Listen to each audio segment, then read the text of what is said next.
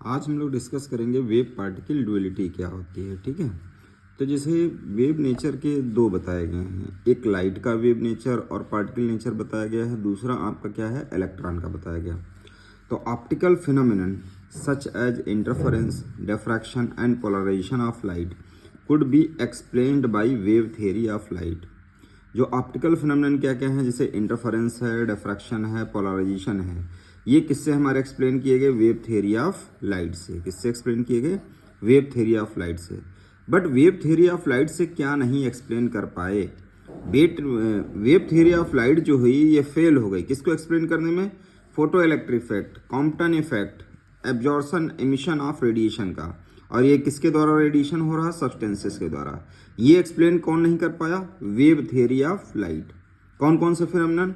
Photo electric effect, Compton effect, absorption emission of radiation. This phenomenon does not explained by the wave theory of light. तो इसको इन phenomenon को explain करने के लिए कौन सी थियरी आई? Quantum theory of light. This phenomenon could be easily explain by quantum theory of light. Quantum में हम लोग क्या लेते हैं? According to Einstein the energy of light is concentrated into small region. मान लिया कि एनर्जी ऑफ लाइट जो है वो क्या है? एक जगह पर आ रही है, कंसंट्रेट हो रही है। दिस स्मॉलेस्ट क्वांटिटी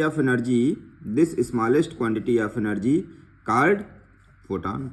इसको हम लोग क्या कहते हैं? फोटॉन। फोटॉन क्या है? क्वांटा ऑफ एनर्जी है।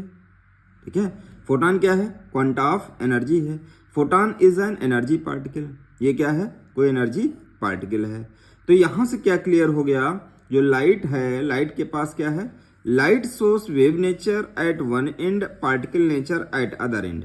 This nature of light is known as dual nature of light. This nature of light is known as dual nature of light, and the property is known as wave particle duality.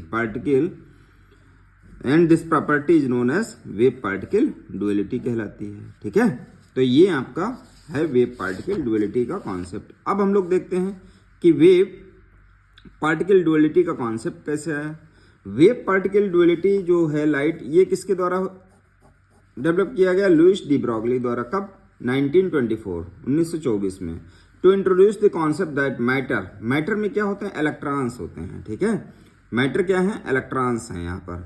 तो जैसे state of matter क्या होती है? Solid, liquid, gas और plasma होती है। ठीक है, फोर्थ स्टेट ऑफ मैटर हमारी क्या होती है? प्लाज्मा होती है। Should also possess dual nature. तो इसका मतलब क्या हुआ? डी ब्रॉगली ने बताया कि वहां पर तो लाइट का कॉन्सेप्ट था कि लाइट हमारी क्या है? वेव है, उसके साथ साथ क्या है? पार्टिकल भी है। वेव है और पार्टिकल है। यहां पर डी ब्रॉगली ने क्या बताया कि जो मैटर है, मैटर हमारा क्या है कि वेव नेचर भी शो करता है और पार्टिकल नेचर भी शो करता है। ठीक है, ये किसने बताया? डी ब्रॉगली ने। कब बताया? 1924 में। He connected the wavelength of an electron wave and momentum of particle by the relation. तो यहां पर जो वेवलेंथ है ये हमारा क्या है? वेव की तरह बिहेव करेगी। जो वेवलेंथ है वेव नेचर, और मोमेंटम ऑफ पार्टिकल जो होगा, ये मोमेंटम जो होगा ये किसकी तरह शो करेगा? पार्टिकल नेचर की तरह। तो lambda is equal to H upon P है। तो यहाँ पर एच जो है हमारा ये क्या है? प्लैंक कांस्टेंट है। और लैम्डा क्या है? Wavelength of an electron wave है। और पी क्या है? Momentum of particle. ये जो है ये हमारा क्या शो कर रहा है? वेव नेचर को। ये हमारा पार्टिकल मोमेंटम है। ये किसको शो कर रहा है? पार्टिकल नेचर को। ठीक है, तो इसका मतलब क्या हुआ? इन 1926 डी ब्रॉगली ने क्या दिया था? एक्सपेरिमेंटल एविडेंस दिया था। ठीक है, थ्योरेटिकल एविडेंस कोई डी ब्रॉगली नहीं दिए थे। लेकिन 1926 में क्या हुआ? श्रोडिंगर ने आइडिया दिया, डी ब्रॉगली ने मैथमेटिकल फॉर्म। तो इन्होंने क्या किया?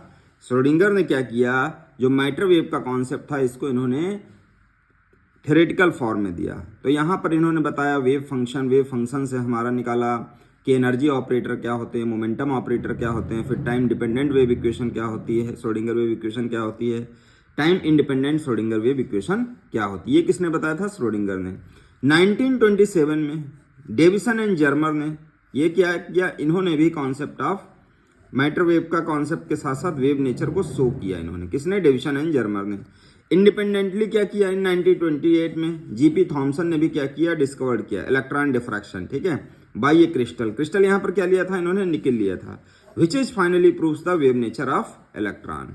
तो जे थॉमसन के ये स्टूडेंट थे डेविसन एंड जर्मर, और जे थॉमसन का पुत्र कौन था? जीपी थॉमसन था, ठीक है। तो इन्होंने 1927 में किया था, फिर 1928 में जीपी थॉमसन ने भी किया था। तो इन्होंने बताया था इलेक्ट्रॉन जो होता है डिफ्रैक्ट करता है, ठीक है। जब इलेक्ट्रॉन निकलता है किसी क्रिस्टल के ऊपर इंसिडेंट करता है तो वहां से क्या करता है? डिफ्रैक्ट करता है। तो वहां से प्रूफ हुआ इलेक्ट्रॉन डिफ्रैक्शन। क्लियर है? This is all about the wave particle duality. Thank you.